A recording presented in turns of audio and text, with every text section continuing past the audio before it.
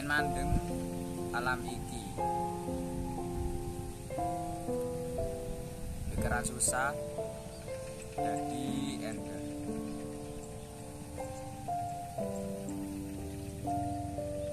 Anggugah semangat urip kangge jiwa iki.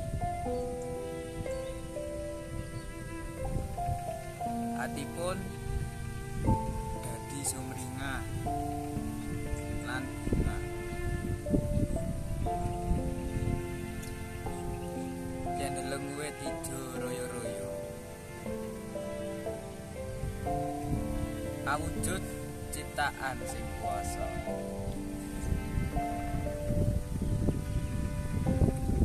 Lan kesucian sinar surya kang madangi bumi pertiwi.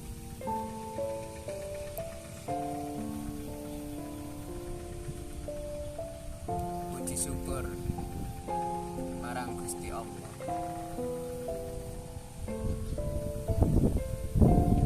marang kaendahan ing isine bumi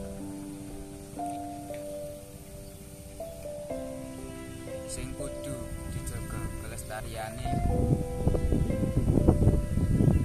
tanpa kelangan